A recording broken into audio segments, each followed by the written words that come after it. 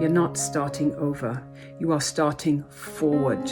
You are starting forward from the most informed, most experienced, most self-aware position you have ever been in. Every woman I've worked with who found her way back, who stepped into something new in her 40s or 50s and actually thrived, she didn't succeed despite her history. She succeeded because of it. Reinvention isn't about erasing who you were.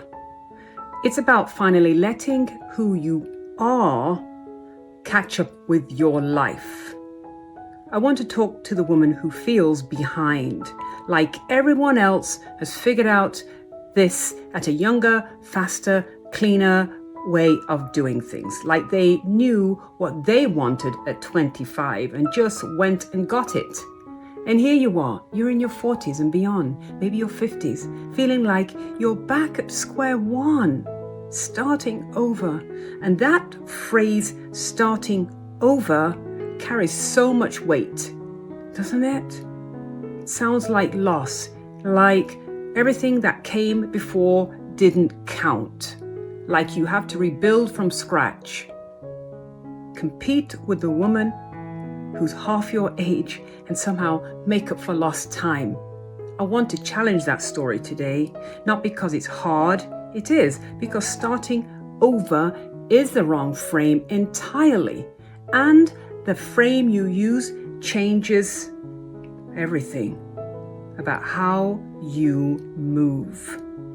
Here's what the starting over story looks like and what it does to you. It turns your history into a liability. Every pivot you made, necessary or not, starts to look like a wrong turn. Every year you spent in a career that no longer fits, raising children, holding a life together, it starts to feel like time you can't get back, like you're dragging all of it behind you. And so you shrink. You say, I'm too old for this. Not because you believe it in your bones, but because it's a safer story than trying and being disappointed. Because if you're too old, you have an excuse. An excuse feels better than a risk. But here's what that story is actually costing you. It makes you invisible to opportunities, to yourself, and to the woman and women watching you who need to see that it's possible. And the comparison doesn't help. You look at somebody building something new and you think, she started younger. She doesn't have my responsibilities. She doesn't have my histories. Yeah, but. And maybe that's true, but she also doesn't have what you have. She hasn't navigated what you have navigated.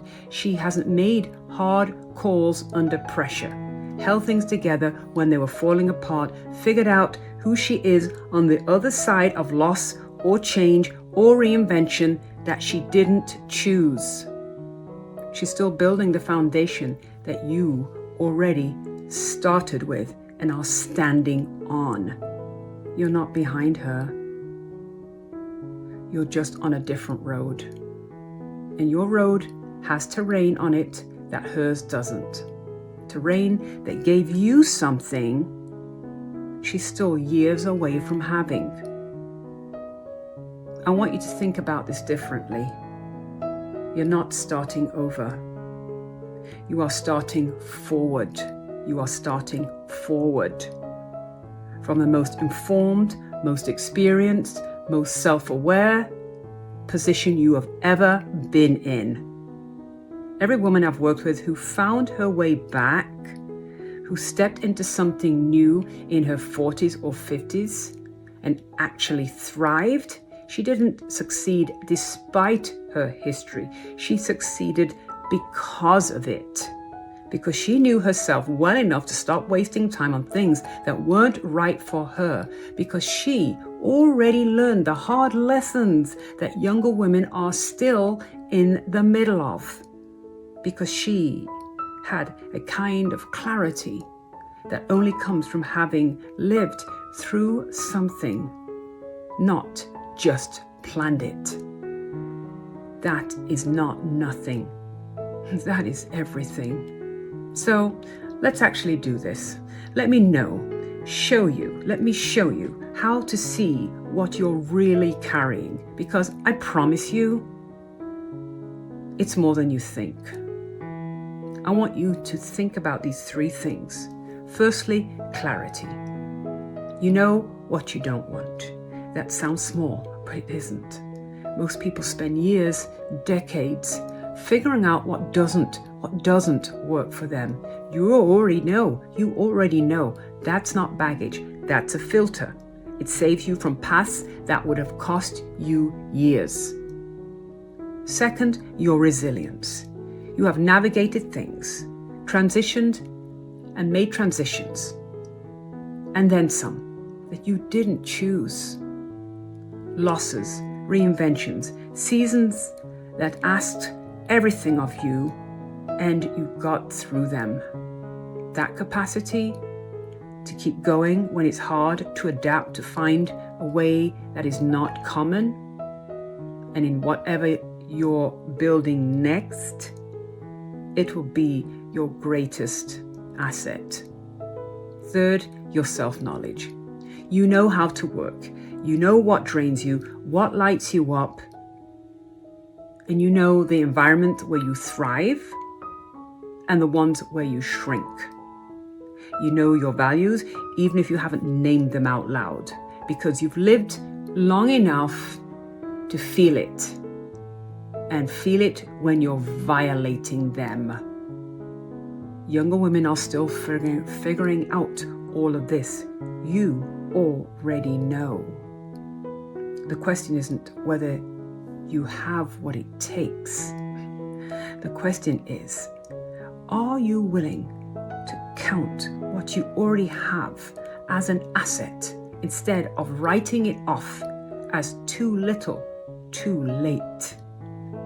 Because the moment you stop treating your experience as a liability and start treating it as a foundation, everything changes.